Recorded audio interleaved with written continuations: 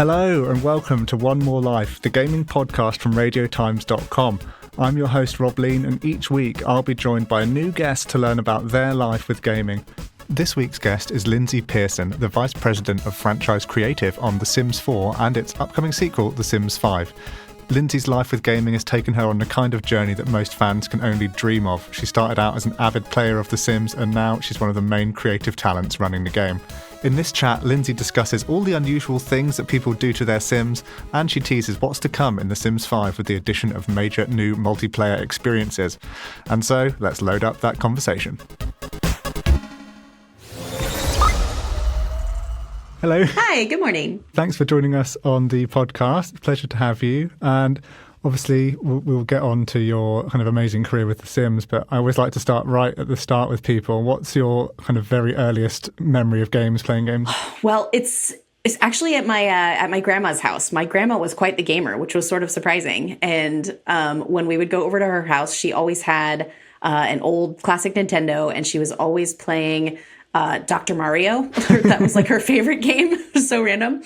So that's one of my earliest memories, is going over and playing old school classic Nintendo games at my grandma's house with my cousins. And we'd play trivia games and Mario games and puzzle games. It was great. That's how I came to really enjoy just games as a thing to bring people together. Nice. That is a very, very cool grandma you've got there. Yes. Is there any kind of games from that kind of retro era for you, like the kind of early experiences, any of those you would love to see make a comeback or anything like that? Oh man, my cousins and I got really into this obscure Pictionary game called Anticipation. It was like this connect the dots Pictionary game that we had played so much that literally one dot would show up and we all knew what it was. And I don't know that I would do it exactly that way now, but I would actually love any more of those sort of social charade Pictionary party games. I always enjoy party games with folks because it's just fun to see what people jump to conclusions on or make up as answers. But yeah, I have a lot of fond memories of many hours playing that sort of Pictionary game. When you're talking about party games, I remember, have you played Knowledge is Power? And it's on PlayStation. You have some scheme, and I can only think of two games that I ever played that were on it, but it was like you would download the app on your phone. So your phone is like your little kind of answer pad, and it was like kind of like a bit like a kind of spiritual successor to Buzz, but it would be like you would put your answers in on your phone, then your little character would like progress up this mountain and stuff. That's cool. I've played versions of that. Like the Jackbox games have a lot of that. Yeah. Where you're doing trivia on your phone or you are drawing pictures a little bit. Those are pretty fun. I got my family to play some of that while we were all during the pandemic. We all signed on and did some Zoom games that way. It was great. It's a great way to connect with people. Definitely. Zooming out slightly, kind of over the course of your life, do you think there's one game that you've put the most hours into? I mean, obvious answer would be The Sims. I was going to say it's probably The Sims. And actually not just because I work on it. I played so much of The Sims before I even worked on it, which is saying a lot because I joined pretty early on. Other than The Sims, I think it would probably be Animal Crossing throughout many generations, because I play a lot of Animal Crossing, or Donkey Kong, like Donkey Kong Country on Super Nintendo. I think I played for like every weekend a year, like the whole weekend. I don't know. It was another one of those. I learned all the secrets, all the hidden things, so many hours. I pretty much only remember like 4 years of my life through Donkey Kong. I feel like. The Donkey Kong secrets will last a lifetime. That's the thing. Exactly. I'm like, my muscle memory still triggers once in a while. Nice. And is there a game you would say has kind of made like the most profound impact on you? You can kind of interpret that as like an emotional impact or like a life impact or anything. The one that comes back to me anytime I really think about a game that made me feel outside of just, oh, this is interesting and this is challenging is, I'm going to get the title wrong, Eternal Darkness. The one where you were playing different characters through different times, and there was this like horror bar. And if your character ever got too high on the bar, things would happen that would make your character, like the game would change, right? I'm sure I'm missing part of the title because I feel it was longer than that. I think it was it GameCube? I can't even remember which console it was. But that was probably the first and one of the only games that made me like physically scared because things would happen. Like it would pretend to delete your game. And I just remember being so actually like paranoid and anxious after playing through that game.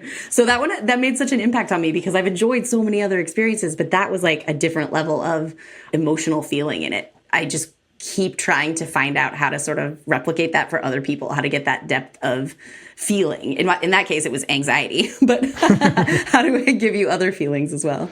Yeah, it's so interesting. Like anytime like a game kind of goes, I don't know, would you call it the fourth wall in gaming? It's stuff like that when it's like you're thinking, oh no, it's going to delete my game, or Yeah. has that Metal Gear Solid one jumps to mind where he's like reading what's on your memory card and stuff like that. It's like especially creepy because it's like you're not meant to know these things. You stay in the screen. Like. I think that's why. I think you're totally right. It's crossing that boundary of some sort, and you're like, oh, wait a minute, oh no, which is super interesting. I think that's a super cool emotional response, and our brains don't really know the difference. So it's sort of like, oh no, I have to worry about this now. They're in my world. Yeah, it's very cool that games can make you feel such a range of emotions. I honestly, I love that about it, gaming as entertainment in general. It sounds like you've played like quite a broad range of stuff, but is there any kind of game or genre of game that you've really kind of struggled to master or get into, or you're like, not for me? You know, I've never been particularly good at sports games, just generally. Some of the more comical ones, like if you're playing Wii bowling or something, is fine. But like actual sports simulation games, probably because in real life I don't necessarily know all the rules. So I'm like, I don't know how to be good at this game because I don't know it well enough. So those have never been a genre I've been totally excited about. But, you know, I've tried everything. And I actually love racing games. So there's certain categories there that I'm just like, yes, these are great. Although I prefer racing games like Burnout, where you get to crash into everything. That is more my speed. Nice, love that. I love a racing game that just goes like slightly weird in that way. Like, yes. There was one, I used to have one called Mashed. It was kind of like Mario Kart, but instead of shells, you just had like machine guns like on the top of your car, and you would just like be destroying everyone's cars. But yeah, Burnout, so good, so good. Yes. Is there kind of like one kind of go-to game when people ask you, like, oh, what's your favorite game? Is there one that you kind of go to as like your stock answer for that? Well, if I don't say The Sims, because I do genuinely love The Sims, it is Animal Crossing. I love Animal Crossing, like all generations of Animal Crossing. I think the combination of it's just super cute, like stylistically. I really like that I live with all these little animals. And it's just such a like nice, cozy, meditative game that is like my easiest go-to. I could play Animal Crossing any day and enjoy it because there's always some fish to catch. There's always some collection to finish. So that would be the one. I love Animal Crossing. Nice. Was that a big like pandemic play for you? I know it was for a lot of people. Yeah, definitely. In fact, I got my sister to play with me. She was totally hooked on it, which she doesn't normally play a lot of things. And she got super into it. And so we were pandemic bubbling together. And so we'd play Animal Crossing or we'd play remotely. And my kids played it with some of their friends. So it was a really great excuse for everyone to get together. Yeah, it was nice. It was just a nice break from reality. Yeah, at like the perfect time to have a break from reality. Exactly. In terms of The Sims, did you say that you were kind of a player and a fan of it before you came to work on it? Which version, what kind of era of Sims are we talking about there? Yeah, so I definitely started with Sims 1. It came out in 2000, and I vividly remember playing the first, I think it was the base game, and then Live in Large, the first expansion pack for The Sims 1. I played at a friend's house. And when I say played, I mean I started and my sim immediately caught fire and died because that's what happened in that game. And I was like, what is this crazy game? And so I got back into it with the Hot Date pack. And I actually even started making my own custom skins and things because there's really easy modding to do on those early Sims games. It was just so different than anything else out there. I loved the little people, the building the spaces. I've always been a builder, so I like building houses and decorating things. And it just sort of stuck with me. Then I started working with The Sims at the tail end of Sims 1. I joined as we were finishing up The Sims Unleashed and The Sims Superstar. And I just never left. I love The Sims. Was that your first kind of gaming job, or were you in gaming already at that point? No, it was my first gaming job. I was at school and I was working on my degree. I was going to do movies and animation, but I realized that games were all the immersive things that I loved about movies, except you played them, you lived in these worlds. And I just thought that was crazy cool. And it's funny because I had played games forever growing up. I love games, but it like never clicked in my brain that was a path to go down. So I met a bunch of friends who were game development majors, went to GDC, and I really started to think of it as a whole new world. So when I joined EA, my friend who was already there in QA and testing at the time warned me. He's like, don't tell them that you like The Sims. They'll make you install it over and over all day, every day. It used to matter the order you installed your expansion packs. So that was like a real threat. But I was like, but I love The Sims. Of course I want to play The Sims all day. So naturally I ended up on the Sims testing team and I did genuinely enjoy it. I was like, I really love being part of that team. And like I said, I didn't leave. I was like, I love making The Sims. And it's still to this day such a unique gaming experience that I just can't I can't imagine getting to do what I get to do on many other types of games. I always kind of found like QA a bit like mysterious from the outside. Like, have you seen the show Mythic Quest on Apple TV? Mythic Quest is great. That's like my only like vague idea of what QA is like. Is like it's Ashley Birch and I can't remember the other person's name, and they're sat in a booth all day playing games and chatting to each other. Is that what it's like? You know, there are definitely times it feels like that, because you are definitely just sitting there trying to play through a really long system or a really long progression, or you're trying to break something really specific, right? I mean, in lots of games, and some of the early ones that we played, because we got to play other EA games as they were in development, you are literally running around trying to break through corners of the map and stuff like that, right? So there's some of it that's a little rote, but the fun part is when you do find something that doesn't work is sort of this like diagnosis, like, oh, what went wrong? Is it this random piece of logic interacted with this one in a weird way? Or is it because I had this strange stat on my character? Like, so it's kind of an interesting, I liked it because it was almost solving a lot of little mysteries of why would this happen? And of course, just totally weird things happen that are just funny. Like, you'll end up with sound effects playing in the wrong place, or, well, what regularly happens in The Sims, and you still see this today, is occasionally the wrong character skeleton plays an animation for the other thing. So you'll get a cat trying to do a human action, and it just looks ridiculous. So yeah, it's just kind of a combination of comedy and detective work, and it is a lot of sitting in a room and then going to sit in a different room and talk about what went wrong. So that's not wrong.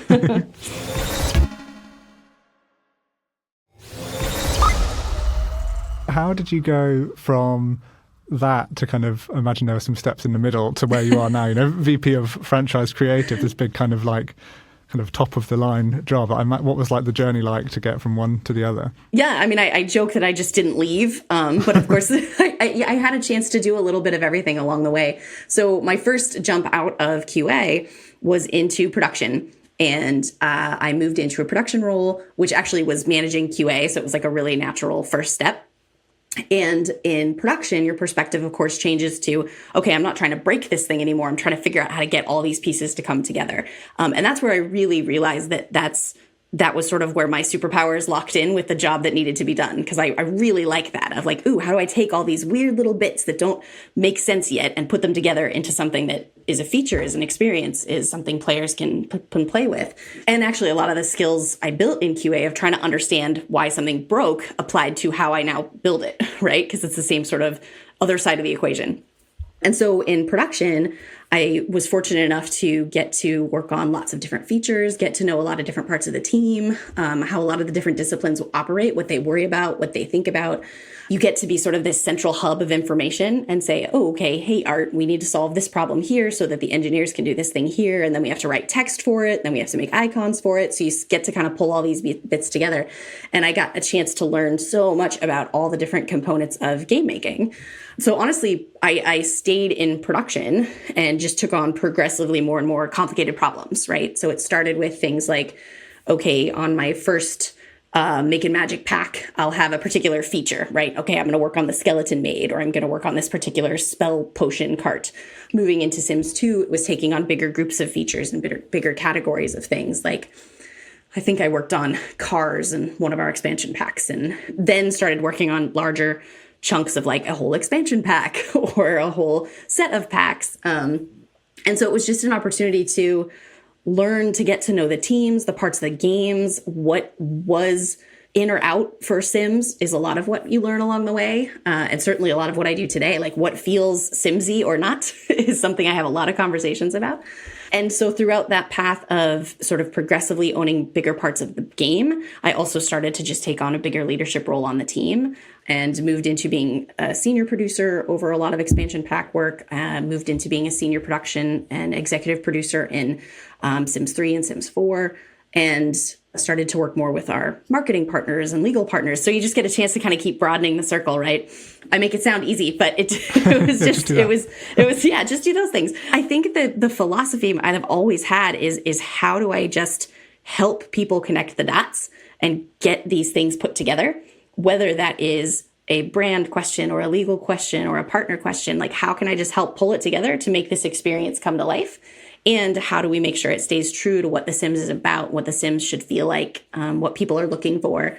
And over time, that grew into the role I have today, which is exactly that, sort of shepherding the idea of how The Sims shows up in the world and working with our design teams and brand teams to think about the types of experiences we build now, which is super exciting. Definitely. And how do you define like what is Simsy versus what is not Simsy? Because like it does have a certain tone that is quite unique, right? Yeah. So there's a couple of key things we come back to. The Sims is pretty unfailingly optimistic. So even when we deal with dark things like death or injury, because that happens to the Sims, we try and do it in a way that has a little bit of humor or a little bit of optimism. So it's not a bad thing when death shows up, because your Sim could be a ghost, or you could bargain with him and resurrect them, or there's a lot of different ways out to make it feel more gamey. We definitely have a lot of tongue-in-cheek humor. So The Sims is a little bit of parody, a little bit of satire, a little bit of puns, a lot of puns. And so we bring that tone as well. So even when we think about something like a doctor career and Sims, okay, well, if there's going to be a doctor, they're going to have to get sick. But the diseases are all kind of silly, right? They get big red polka dots or they get big stripes or something like that. So we're just bringing a little bit of that caricature of the world. Those are the ones we come back to the most. Like, how do we keep that positive, optimistic outlook while still dealing with pretty big, beefy topics? And how do we put, wherever appropriate, a little bit of that whimsy or a little bit of good chaos and mischief into the mix and give players an opportunity to kind of push the boundaries of their Sims into some silly territories? Yeah. And in terms of people pushing their Sims, I imagine, and I mean, everyone kind of has like their own story of, or versions of like a similar story of like, oh, I put my Sims in a swimming pool and take out the ladder, or I'd put them in a maze and then block up the exit kind of thing. You must have heard like more of those stories than most people. Have you got like any favorites or things that you used to do to torture them? So myself, I tend to play a household that only has one or two Sims. I actually don't like to manage a bunch of them. I find it a little crazy, and the way I like to tell stories is very focused. So if I jumped into a pre-made household that had too many of them, I would often lock them in a room and set off like a rocket ship or something to catch everything on fire. I'll admit it. It's okay. Everybody does it. I think some of my favorites are the people who get very clever about the ways they can trap their Sim. So it's pretty clear you can build a room and they can't get out of it. But I remember, I don't think we even intended this, which is always why it amuses me. Someone was able to build like a wall of stuffed animals that for some reason the Sims couldn't get out of, which seems hilarious because I'm like, they're not that big. Why can't you escape? But of course the Sim was trapped in this ring of stuffed animals. And I just thought that was hilarious. And I had this great moment early on in Sims 4 that I'd trapped a neighbor. I don't remember what I was trying to accomplish, but I trapped the neighbor. But the neighbor like called their partner to come save them. And so this other Sim shows up at the house and they're thinking about the neighbor that I have locked in the back.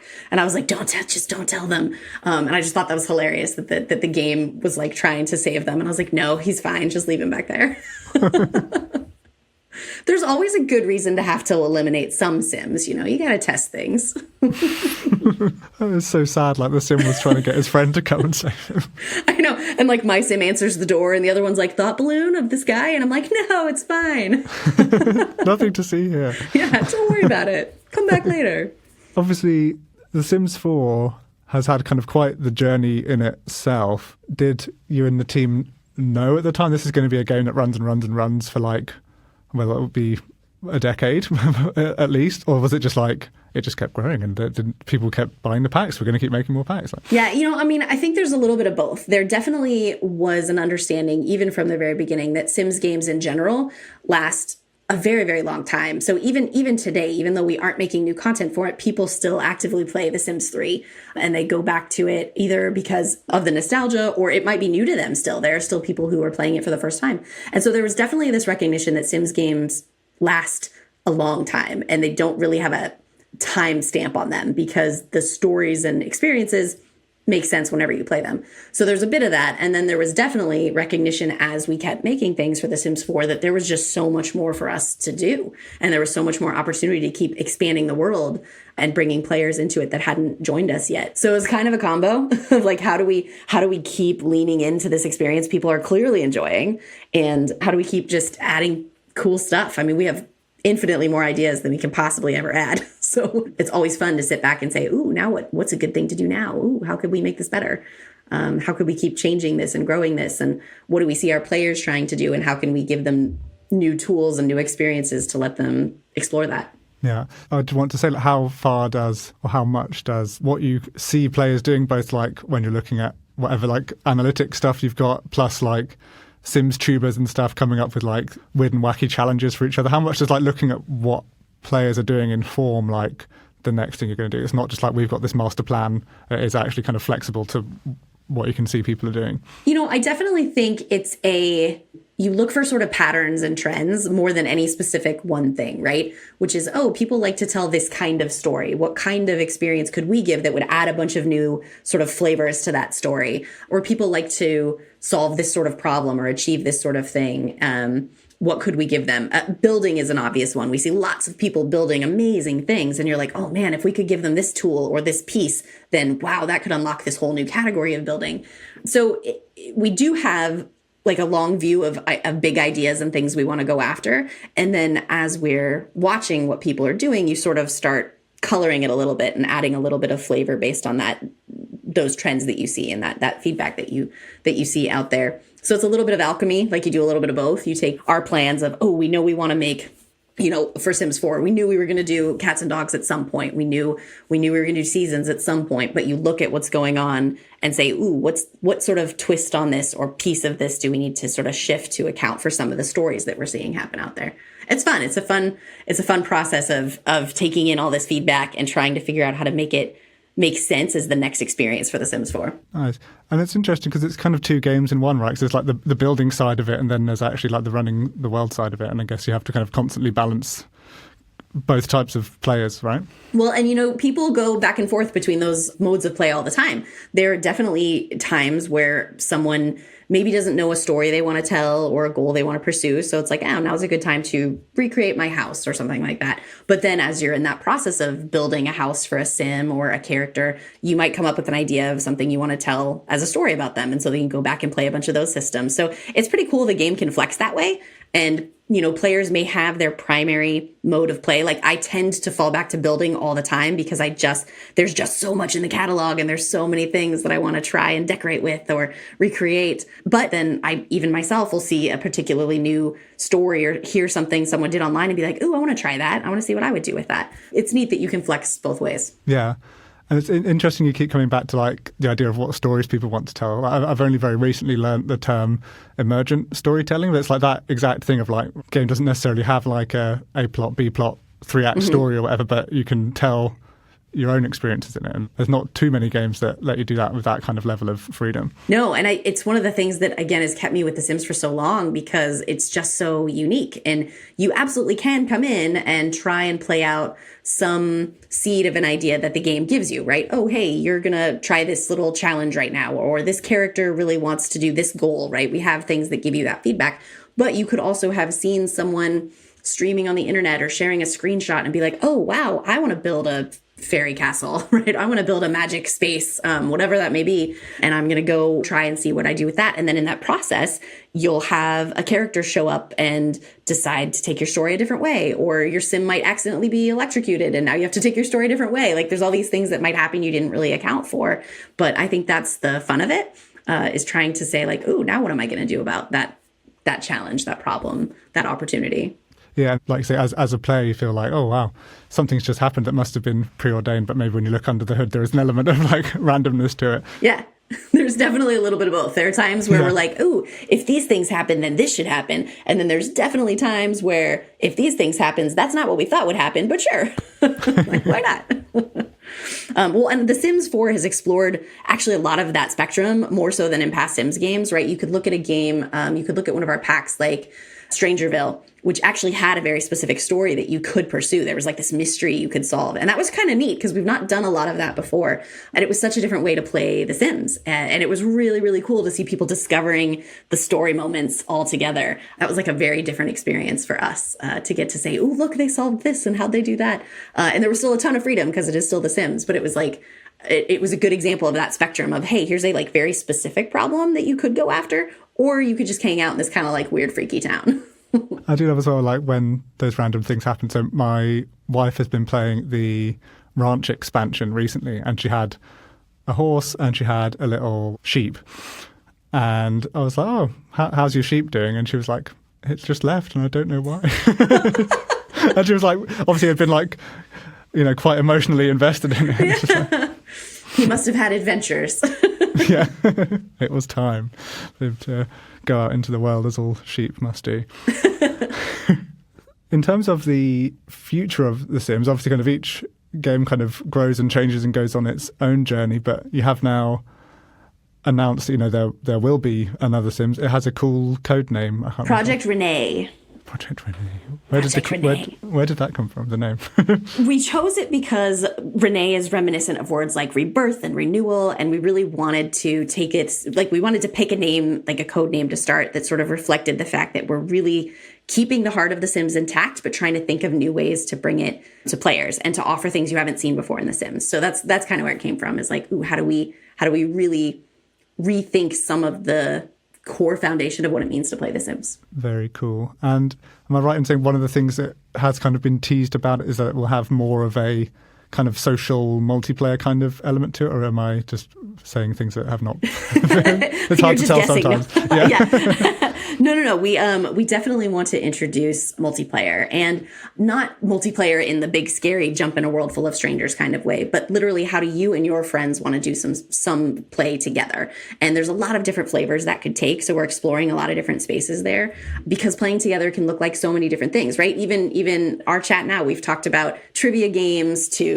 fighting games to racing games. Like, playing together and social can mean so many things. And so we're having a lot of fun exploring all those different opportunities, particularly within the context of The Sims, because it is still about these little characters, their little lives, and you helping guide them. So what does that mean if you and I do that together? And how do we figure out how to make a little bit of that chaos, a little bit of that fun, and a little bit of that positivity all come together in a way that feels Simsy? That's really cool. A couple of things just kind of like sparked in my mind while you were saying that. One was Animal Crossing is a good example, right, of how you can have your own world and do all your own thing, but also you can invite people in and have different experiences together, right? And the other one, very different thought, was going back to what we were saying about, people torturing their Sims for whatever reason they've justified themselves for. You could almost have like an asymmetrical kind of horror thing of like some person's trying to kill off their Sims and the other person's like trying to rescue them or something. Well, I think that's exactly the kinds of conversations that we're having, which is super cool. And we talk about Animal Crossing all the time because it is such a good example of my little space, my little island, but I can invite you over. And we've seen throughout the last few years of Animal Crossing, people inventing ways to play together, even that the game doesn't specifically support, but they've made up scavenger hunts or whatever, which is amazing. Or people who hosted talk shows on Animal Crossing, I think is incredible, right? And then I think you're right, that other end of what is the playful way we can play together. We actually look at a lot of games that are doing multiplayer in clever ways, like Among Us even, which is this sort of mystery thing, but you have to talk about it and solve it. Like, oh, what would something like that mean? Or I like your example of sort of like this horror game, but what is the Simsy version of that? What is the reason that like I could be trying to do something?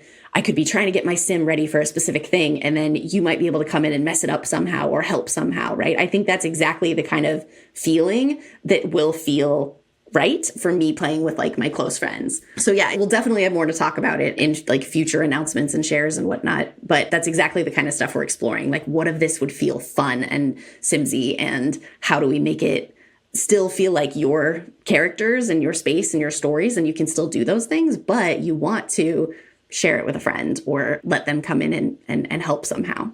Nice. It sounds really cool. And I imagine it will be, like you say, a few reveals and announcements and events down the line before we can like get our hands on it. But it sounds really exciting. In terms of like from like the tech standpoint, are there things now that like, more powerful consoles, more powerful graphics cards and stuff are out there? Does that kind of open doors to what you can do from like that side of things? I think tech is always a really interesting facet of The Sims, because it's never been, and it doesn't need to ever be, sort of cutting edge tech. That's not the kind of experience it's going after, but it does unlock more power for us, particularly in the space of user content. So the stuff that players can create, right? The more powerful your computers and tech can be, the more powerful your creation tools could be, because now the game can run them when you've made a million different edits and a million different changes. So how to continue to celebrate and highlight like player content is definitely a big topic for us. And technology is unlocking a lot of possibilities there in the kinds of tools we might share, the kinds of ways they might be shared with each other through something like the gallery. And what could we, like, how far can we push that, right? How much control can we give, and how do we integrate it into our experiences? We've done some really fun experiments over the years, even with things like voice commands, right? How could you leverage that to search a catalog or make something cool? And of course, since everybody's doing it now, we've done little prototypes of things like how would I use AI generation to imagine what an object could look like or something. And there's just a lot of experiments. I have no idea how we're going to apply them yet, honestly. But like just like anyone else in the real world, our team gets super excited about new tech and is always trying to find a new way to leverage it. So even if we don't know it today, it's always an opportunity. As an example, historically, we do these sort of game jams every so often, and it wasn't necessarily a new piece of tech, but it was certainly using the code in a way we didn't intend. One of our engineers built a like first person camera view in Sims 4 that now we use all the time because you're like, oh, that's just like a thing we never thought about. And it wasn't necessarily that it was like a new tech unlock so much as like, oh, let's think about this in a different way than we had before. So that's like an example of how we did it before, but that's the kind of stuff that'll happen. Someone will discover some cool application and then we'll be like, oh, this is actually really useful. Nice. And even like at the player's end of it, the loading times, like when you've got it installed, so we play on console, when you have it installed on the PS5 versus on your hard drive, it's like, whoa, it's like the tech is getting so much like better at, I don't even know the right words for it, but pulling it all in so much quicker. Yeah, that's always the fight, right? Especially with a game like The Sims that can just grow. There's kind of no limit to what you might want to add. So it's just a matter of how do we keep making it fast and optimized for play, and how do we make it not make your machine slowly smoke because it gets too overloaded.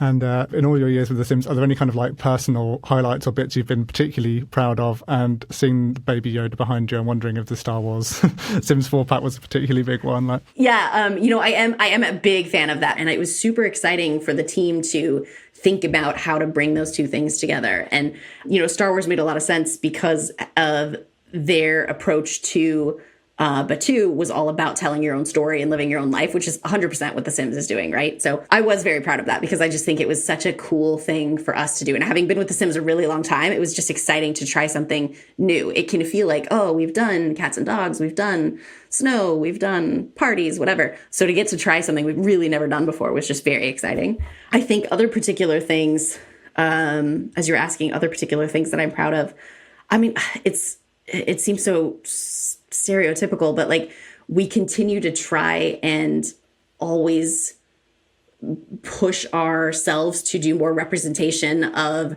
global cultures, to do more representation of the way people might want to tell stories and play. And honestly, I'm so proud of us every time we do that. Anytime we add it, I'm like, oh my gosh, I can't believe that happened. Like we did that. It's there. It's real. And people can now look at this and say, oh my gosh, this world reminds me of where I grew up, or this feature finally lets me build the character the way I want to be built. And that's just such a good feeling to know that this thing that we're putting out into the world under the guise of a video game actually has so much more meaning for a lot of our players. So it's not like one specific thing, but that philosophy, I'm just very proud of having built up that muscle over so many years, and that it's something that the team all up and down the chain is just so committed to, and trying to figure out how to keep making The Sims connect with everybody. There's really something for anybody who comes into The Sims, and I just love that. Definitely. I think you should definitely be proud of all that stuff for sure. Being able to have whichever pronouns you want, like that was quite recent, right? I remember writing the article about that. Like that, The Sims has probably been like one of the biggest games to go out there in that way and be that all-encompassing and welcoming. I think that's been so good. Yeah. It's quite an honor. And I'm just genuinely proud of all the work the team has done to figure out these really challenging problems and make sure that we're being as respectful and representative as we possibly can in any of those spaces that we explore. And we bring in lots of experts and we talk to lots of people, and I think we've done a good job. There's always more work to do, but I love that it is such a part of our DNA to keep pushing ourselves. Hello again. I'm just taking a quick break from the episode to tell you about the radiotimes.com gaming newsletter. Stuffed with all the latest news, reviews and explainers, this free weekly email will really help you stay ahead of the game. It'll arrive in your inbox every Wednesday, highlighting all the releases you need to know about, along with my genuine recommendations. So if you're enjoying this podcast, head over to radiotimes.com/gaming newsletter to hear more from me every week. And now, back to the episode. And now I'm going to hit you with some quick-fire questions. Console or PC? I'm PC. Solo or multiplayer? I actually solo. People scare me. I don't like being judged. Same. Gaming chair or couch/sofa? Oh, I'm a couch sofa person. which is terrible for my back, but so much more comfortable. PlayStation or Xbox? Ooh, probably PlayStation, if I had to say. I was like, I've done both, but probably PlayStation more now. Fair. And this is more of like a back in the day one, but Nintendo or Sega? Oh, Nintendo. I was going to say my PlayStation Xbox answer should have been Switch, but Nintendo all the way. I love my Nintendo. I love my Nintendo games. Well, no one's done this yet. The true PC gamer answer to that question would also be PC, just to all of them. It's true, especially we do have a Steam Deck now, and that's like just a little portable PC. So that's been invading my household. And are you a headphones or out through the speakers type audio person?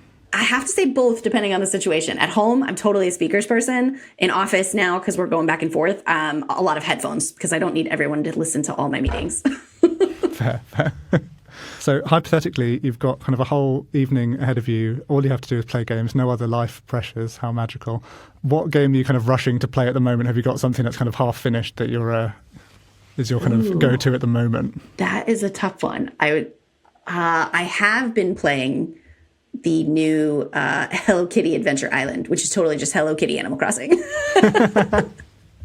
So, but my kids are super into it, so they would sit with me and play that. It's on my phone, which is small, but that's what we've been playing lately. If I get to play my game just by myself, I'd probably go play Dreamlight Valley. I'm still not quite caught up on all of the quests I have there. I'm sensing like some themes now. I was going to say, this is very clearly the themes of games Lyndsay plays. And on this hypothetical lovely evening of gaming, are there any kind of particular snacks or drinks that you like to kind of surround yourself with if you know you're going to be in for like a long session? Yes, I am a popcorn and M&Ms and Diet Coke gal. That would be my setup. I sometimes just throw the M&Ms straight in the popcorn. It makes them all nice and melty. It's great. That'd be my evening snack setup. Beautiful. All in one bowl, did you say? Yeah. Sometimes I'll keep, like at the theater, I'll separate them because I share the popcorn with my husband and he doesn't like accidentally getting an M&M. But if it's just me, I will totally throw my M&Ms in the popcorn. It's great. Nice. Love it. You do you. And this is kind of the closing question. If you could only play one more game for the rest of your life, what would it be and why? Oh, man. That is a tough one. I was like, I want to say Sims and Animal Crossing, but I can't have both. I would probably keep my Sims because I can do so many different things. But I know it sounds stereotypical and like, of course you'll say The Sims, but I actually genuinely enjoy it. When my family comes to visit and my mom's trying to like remodel something, we sit down and build for hours and like redecorate her house. So yeah, I can play it so many different ways. I would keep The Sims. Nice. Fair. Well, if you wait for Project Rene to come out, then you've got The Sims and you've got that, Animal Crossing multiplayer element as well. So. Yep, exactly. Perfect. So they get all the magic that I need. Game. Yeah. Oh no, you've solved it. That's exactly what I'm doing. Eventually, all my schemes will come to life. I might just ask you, the title of the show being One More Life. If you had to live the life of a gaming character or in a certain game, what would you put yourself into? I would definitely live in Animal Crossing. I would totally do that. That sounds awesome. I could hang out with adorable animals and like trade fruit all day. Sounds great. As soon as you've like paid off Tom Nook as well, you'll be set for life. Yeah, I mean, he is a bit of a debtor, but yeah, let's assume that I could figure that out. I feel like I know the Easter eggs to sort through that life. But that would be a super chill life to just hang out on an island and fish and collect stuff. That sounds great. Nice. Well, thank you so much for taking the time. It was really nice to talk to you. And yeah, this was lovely. Thank you.